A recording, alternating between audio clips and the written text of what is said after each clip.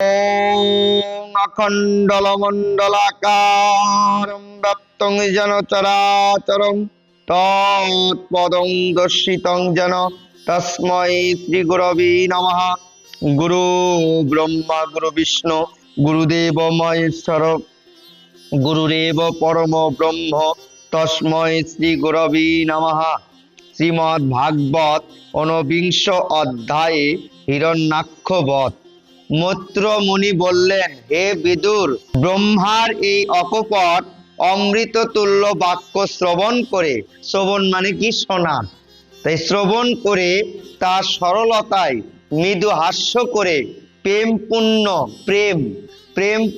নয়ন, নয়ন মানে কি চোখ, সেই প্রেমপূর্ণ নয়নাক্ষ নয়ন কটাক্ষ সংকেতে শ্রীহরি তার প্রার্থনা স্বীকার করে নিলেন। কে তার প্রার্থনা স্বীকার করে নিলেন?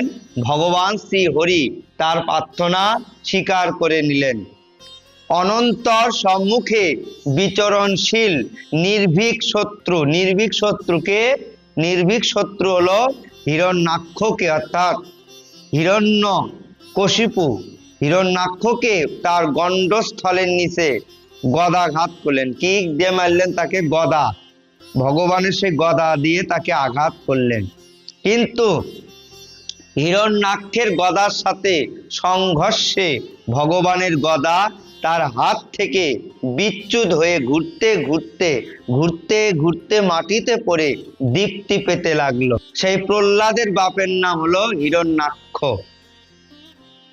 সেই হিরণ্যাক্ষকে কে করলো? ভগবান নৃসিংহদেব। হরিবল।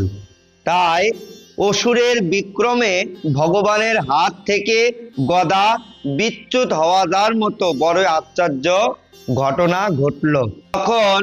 তখন শত্রুকে আঘাত করবার অতি উত্তম সুযোগ পেয়েও হিরণ্যাক্ষ ভগবানকে নিরস্ত দেখে যুদ্ধের রীতি পালন করে ভগবানের প্রতি কোনো আঘাত করলেন না। কার প্রতি? ভগবান শ্রীকৃষ্ণের প্রতি কোনো তিনি আঘাত করলেন না। ভগবানের ক্রোধ উদ্দীপ্ত করার উদ্দেশ্যে সে এই রকম ব্যবহার করলেন। ভগবানের প্রতি কোনো আঘাত করলো না। ভগবানের ক্রোধে, ক্রোধ মানে রাগ, ভগবানের ক্রোধে উদ্দীপ্ত করার উদ্দেশ্যে সে এই রকম ব্যবহার করলো।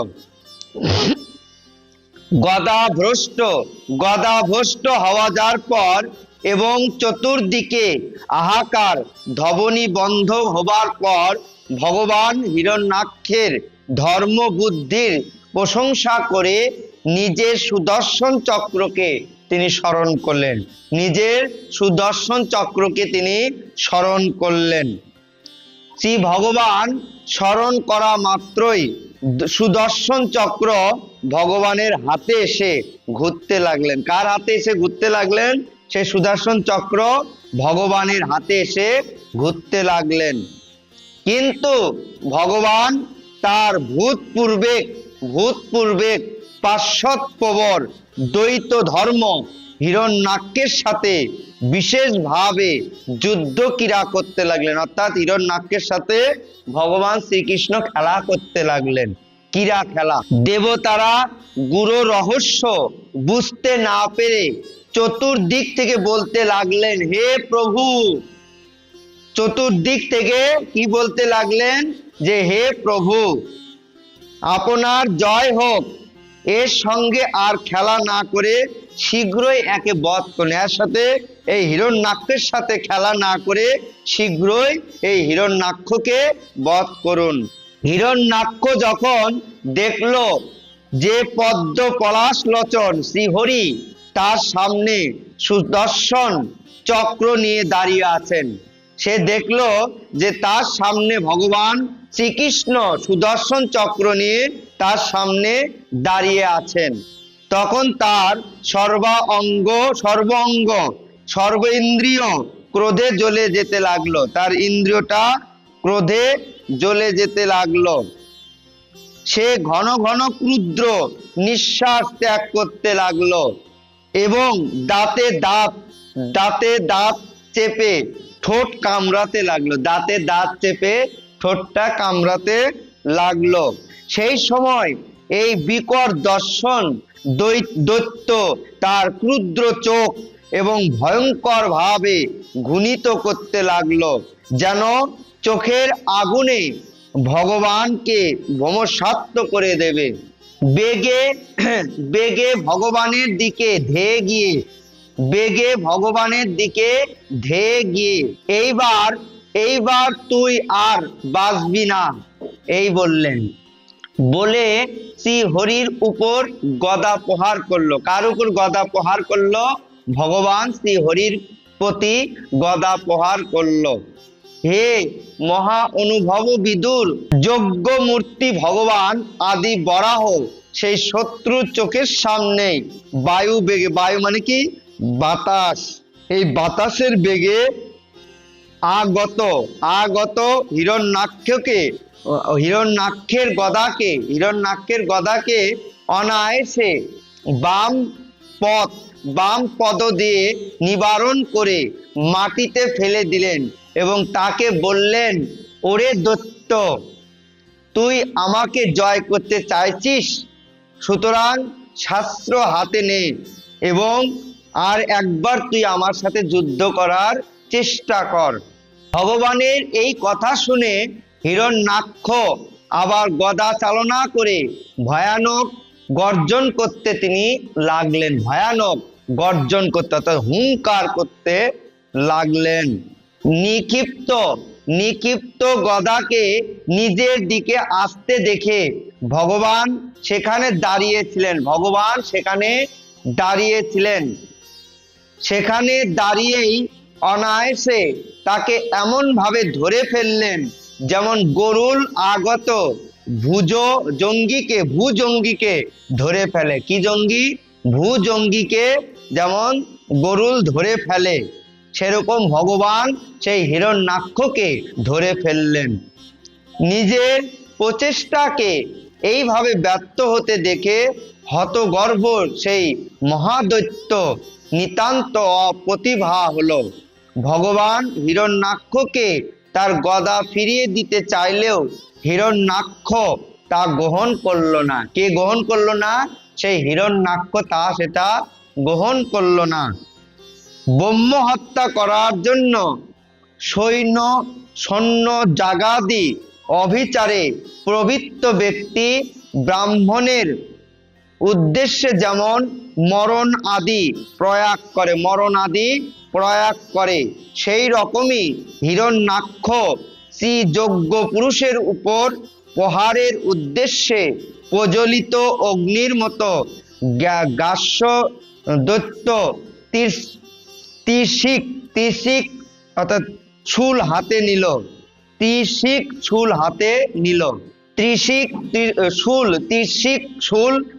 নিল। মহাবলী হিরণ্যাক্ষ কীতক মহাবেগে নিক্ষিপ্ত সেই তেজময় ত্রিশিক শূল আকাশে উৎকণ্ঠ দীপ্তি ভরে জ্বলতে লাগলো। বরাহরূপী ভগবান বিষ্ণু সেই শূলকে তীক্ষ্ণ ধার চক্রের দ্বারা এমন ভাবে তাকে ছেদন করলেন যেমন ভাবে দেবরাজ ইন্দ্র পক্ষীরাজ গরুলের পরিত্যক্ত একটি পালঙ্ককে বজ্রের দ্বারা ছেদন করেছিলেন। কিসের দ্বারা? বজ্রের দ্বারা তাকে ছেদন করেছিলেন। ভগবানের চক্র দ্বারা নিজের ত্রিশিক শূলকে টুকরো টুকরো হতে দেখে হিরণ্যাক্ষ অতিশয় ক্রুদ্ধ হলো। সে গর্জন করতে করতে এগিয়ে এসে ভগবানের ত্রিবর্ষ লাঞ্ছিত বক্ষের উপর কঠোর মুষ্টাঘাত করলো। বক্ষ মানে বুকের উপর সে মুষ্টাঘাত করলো এবং গর্জন করতে করতে অন্তহিত হলো।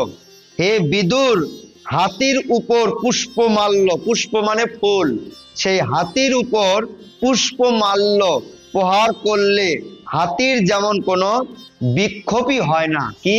হাতির কোনো বিক্ষোভই হয় না, সেমন মুষ্টাঘাতের ফলে বরাহ মূর্তি ভগবানের তেমনি সামান্যতম কম্পন আদি প্রতিক্রিয়াও হলো না। বরাহ মূর্তিকে ভগবান নৃসিংহদেব। তখন সেই মহামায়াবী দৈত্য মায়াপতি শ্রীহরির উপরে নানা প্রকার মায়া বিস্তার করতে লাগলো এবং তা দেখে লোক সকল ভীত হয়ে মনে মনে ভাবতে লাগলো যে সংসারের প্রলয়কাল বুঝিবা উপস্থিত। সংসারেরও একটা প্রলয় আছে, এই সংসারের প্রলয়কাল বুঝিবা এখন উপস্থিত। গগন মণ্ডল, গগন মানে আকাশ, এই আকাশ মণ্ডলে প্রচন্ড বায়ু, বায়ু মানে বাতাস, সেই বায়ুর দ্বারা ধুলো উড়িয়ে অন্ধকার সৃষ্টি হলো। ধুলো উড়িয়ে অন্ধকার সৃষ্টি হলো। চারিদিক থেকে এমন ভাবে পাথর বর্ষণ হতে লাগলো। কি বর্ষণ হতে লাগলো? পাথর, পাথর বর্ষণ হতে লাগলো চারিদিক থেকে, যেন কোনো নিক্ষেপণ যন্ত্রের দ্বারা ক্রমাগত পাথর নিক্ষেপ করা হচ্ছে। কি করা হচ্ছে? নিক্ষেপ করা হচ্ছে।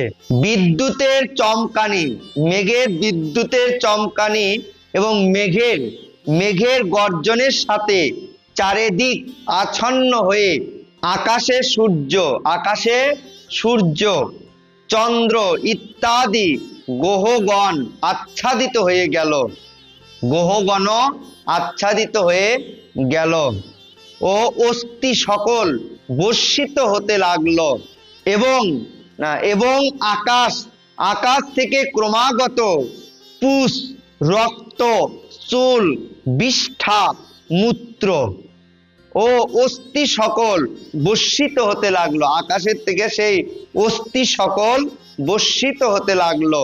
হে বিদুর, পাহাড়গুলি যেন অস্ত্র শস্ত্র বর্ষণ করছে।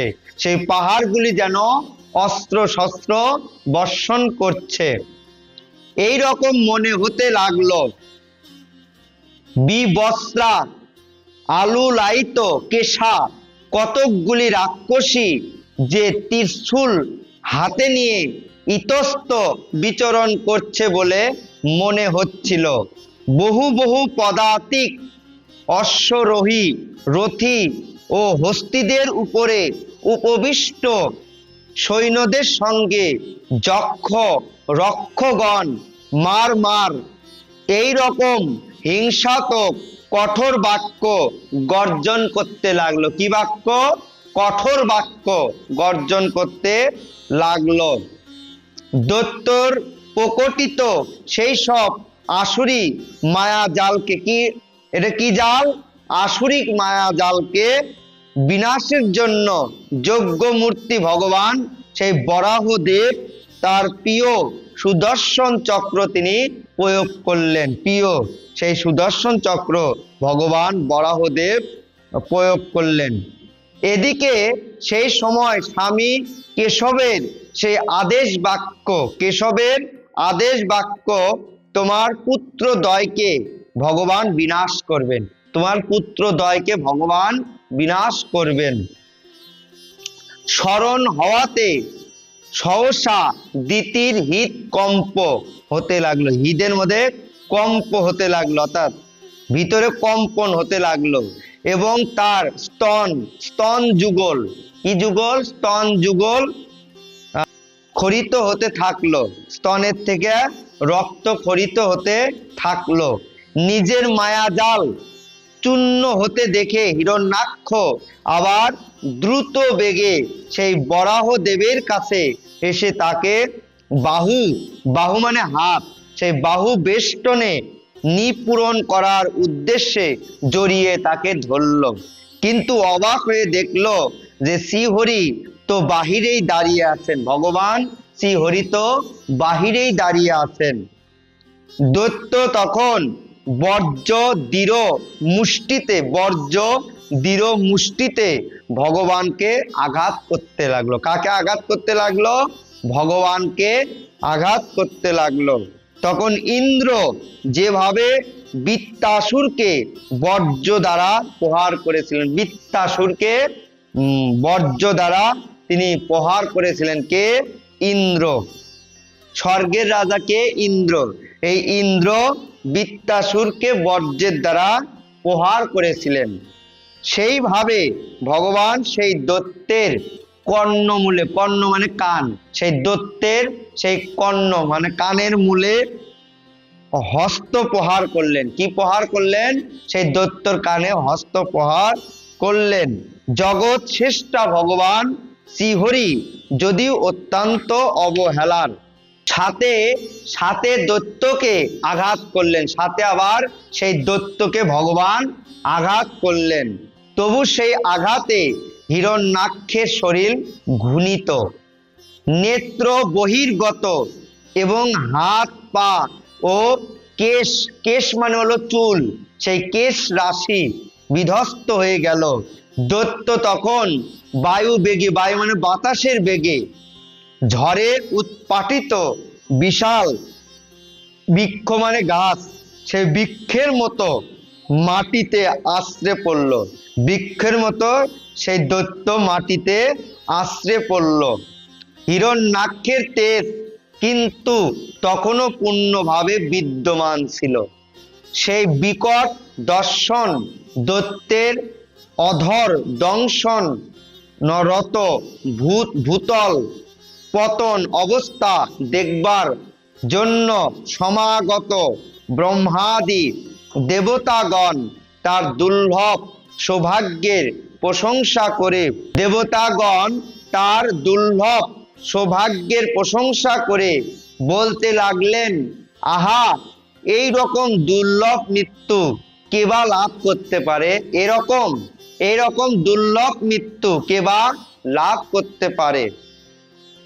যোগীগণ নশ্বর লিঙ্গ শরীর, কি শরীর? লিঙ্গ শরীর থেকে মুক্তি কামনায় নির্জনে সমাধি যোগ দ্বারা যার ধ্যান করেন, কার ধ্যান করেন? ভগবান শ্রীকৃষ্ণের ধ্যান করেন। তারই পদাঘাতে তার শ্রী মুখ দর্শন করতে করতে এই দৈত্যরাজ দেহ ত্যাগ করল, এই দৈত্যরাজ দেহ ত্যাগ করলেন। এই হিরণ্যাক্ষ এবং হিরণ্যকশিপু ভগবান শ্রীহরির পার্ষদ ছিলেন। এরা শাপগ্রস্ত হয়ে এই অধোগতি পেয়েছে। কয়েক জন্ম পরে এরা আবার নিজ স্থানে ফিরে যাবে, এরা আবার নিজের স্থানে ফিরে যাবে। দেবতারা বলতে লাগলেন, হে প্রভু, আপনাকে বারবার নমস্কার, হে প্রভু, আপনাকে বারবার নমস্কার। আপনি সমস্ত যজ্ঞ বিস্তার করছেন, আপনি এই সমস্ত যজ্ঞ বিস্তার করছেন। জগৎ পালনের জন্য বিশুদ্ধ সত্যমূর্তি ধারণ করে থাকেন। বড়ই আনন্দের বিষয় যে জগৎ পীড়ক এই মহাদৈত্য বিনষ্ট হয়েছে, এই মহাদৈত্য বিনষ্ট হয়েছে। আপনার শ্রীচরণে ভক্তি বশত আমরা পরম শান্তি লাভ করলাম। মৈত্র ঋষি বললেন, হে বিদুর, এইভাবে মহা পরাক্রমশালী হিরণ্যাক্ষকে বধ করে ভগবান আদি বরাহ তার অখণ্ড আনন্দময় পরম ধামে চলে গেলেন, পরম ধামে তিনি চলে গেলেন। অবতার মূর্তি গ্রহণ করে ভগবান যেসব লীলা করেন এবং যেভাবে তিনি ভীষণ যুদ্ধে খেলার মতো মহা পরাক্রমশালী হিরণ্যাক্ষকে যিনি বধ করছেন, হে বন্ধু বিদুর, সেই সব কাহিনী গুরুর মুখে আমি যেমন শ্রবণ করেছি, কার মুখে? গুরুর মুখে আমি যেমন শ্রবণ করেছি, তোমার কাছে সেইভাবে আমি বর্ণনা করলাম। সুত বললেন, হে সনক, মৈত্র মুনির মুখে ভগবানের এই নীলা চরিত্র শ্রবণ করে বিদুরের মনে বড় আনন্দ হলো। কার মনে? বিদুরের মনে বড় আনন্দ হলো। বিপুল কীর্তি পুণ্য শ্লোক অন্যান্য সাধুদের চরিত্র কথা শ্রবণ করেই যখন কত আনন্দ হয়, তখন শ্রীবৎসধারী ভগবানের ললিত লীলা কাহিনীর তো কথাই নেই, ভগবানের লীলা কাহিনীর তো কথাই নেই।